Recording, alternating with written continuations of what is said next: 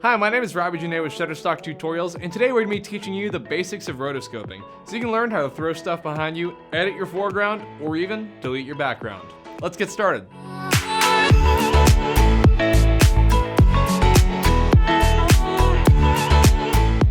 If you don't know what rotoscoping is the animation of masks across a selection of frames. You're basically separating your 2D image into a multi-layered space. What are the benefits of rotoscoping? Well, you get to change all the settings on either your foreground or your background without having to edit the entire, frame. Separating your foreground and your background with rotoscoping gives you a lot more options than you would have with just a 2D image while you are editing your project. So there are two ways to separate your foreground from your background through rotoscoping. One is called masking, and two is using the Roto Brush. First, we're going to start off with the masking tool. So masking is like the OG way to rotoscope a video. It's using your pen tool to outline a subject or a piece of your frame so it can be separated from the background. So let me show you how to do it. So we have our video here from the intro, and all we're going to do is just go up to the top. We're going to select our pen tool, and here we're going to start outlining my silhouette.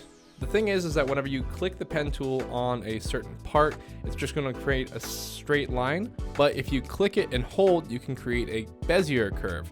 And if you're not really skilled with using the pen tool, there's a game that I recommend called the Bezier game. I'll put a link in the description so you can check it out and try your hand at getting a little bit more skilled using the pen tool. So we're going to zoom in here and let's see, click H, use our hand tool so we can move around. And then just kind of adjust our masks. We don't want that, it's gonna look bad. Okay, yeah, so just adjust our keyframes so we get all the right places. Go back to our pen tool. So we're just gonna use this to create some curves across my arm.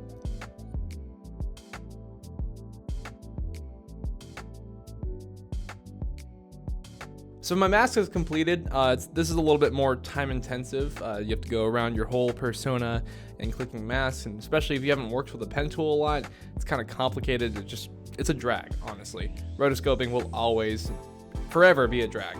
But since it's two of the same video clip, you have a layer on your top layer that has your mask that you can adjust your foreground settings, and your background clip will stay the same. But we're here to rotoscope, not just mask something. So we're gonna have to do frame by frame animation. You're gonna have to go down this entire timeline and move all the little tiny nodes according to the movement of your foreground. Make sure you click the stopwatch next to mask path before you start rotoscoping. So we're gonna use our page up and page down button to go across the timeline, keyframe by keyframe, to see where we need to fix anything. So as we keep going, we see that my head moves down here, so we can go up here. Let's see. Yeah, you see how this pen part, it's moved a little bit, so we gotta adjust that. We're gonna adjust this back here. You just kind of go around your edges and see if you have to correct anything. There we go. Bring that down a little bit. So far we've already got some changes. We're going to just adjust those real quick. And remember, we can feather this later, so you don't have to be super detailed unless you really need to.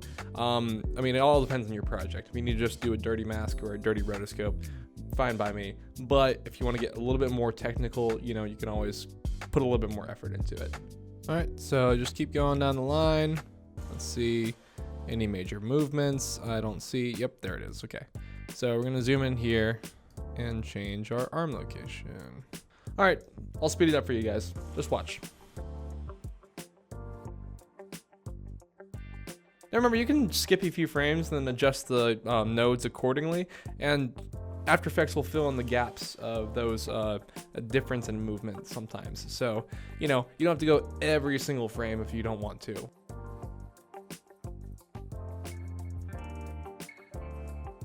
Alright, so now we got a dirty mask, and a dirty mask means we didn't try too hard on the edges, but we're going to clean it up by using the feather tool. So down here under the mask, under our foreground layer, I'm going to go to mask feather and then just shape it up a little bit.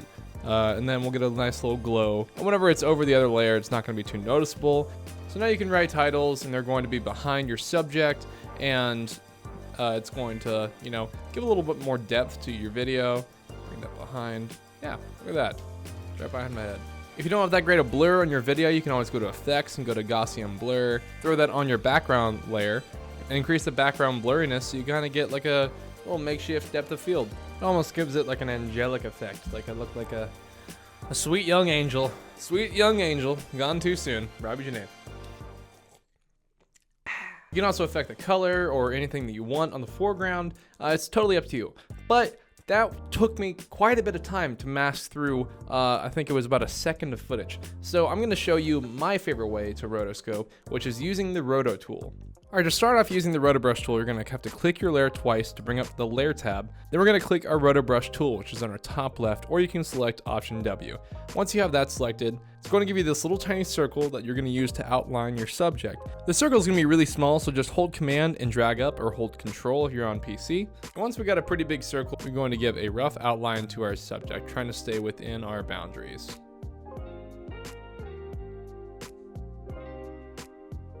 All right, so it outlined me pretty good. Now we just got to go in and do a little cleanup. So we're going to zoom in here.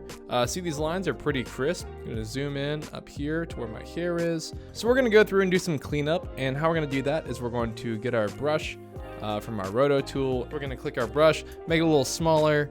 And now all we have to do is hold Option, and it's going to make it negative. So beforehand, you're adding to the mask. This one is going to subtract. So just drag it on down.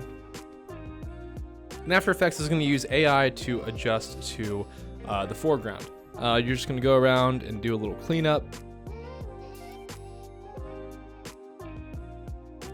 All right, now we have a pretty good mask, and it took us about, a fourth of the time that it did, using the pen tool. Now all we got to do to get a really crisp line is go up to our top, then go to our Refine Edge tool. Now you'll be able to go through, you can make this a little bit bigger, and this is going to allow you to trim your edges, and it's going to just feather the edges to make it look really, really crisp. You can click down here to see your different options, to see it against a red background, show you the alpha. I prefer using this because it will show you if it's feathered or not. So basically I'll just go around all my lines on my subject, and it will really trim it up and make it an extremely close line compared to what you would get with just a pen tool and a feather. It especially does super well around the hairline. I will actually select the individual hairs and mask off of that, which is pretty cool. Yeah, you'll see this little blending right here to try to get that hairline as detailed as possible. So yeah, this option is a lot more stress-free. You're not trying to get detailed edges with a pen tool. I really prefer using the Roto Brush compared to the pen tool. All right, we got a really good mask going on, and we can see that with that red background. And the best part about using the Roto Brush is that After Effects AI will actually try to find the edges for you as you go down the keyframes, which is so helpful compared to trying to do it yourself with little tiny nodes all across a mask. So let's go into it. We're going to press the page down button, and we are going to see it try to adjust all the way down. And if we need to change anything, we can go in individually and use the Roto Brush again. So now you've rotoed out foreground by not doing much work at all. Now we can go to our project, bring our background again, and we are going to have our foreground ready to edit. So if you want to go into the foreground and do some color shifting, you can go to Effect, Color Correction, Hue, Saturation, turn myself into the Hulk if you want to. Bam, very Hulkish. So that is the beginner's guide to rotoscoping. Thank you so much for watching. If you have any questions, let me know in the comments. I'd be happy to answer them. Anyway, thanks for watching. We'll see you on the next one.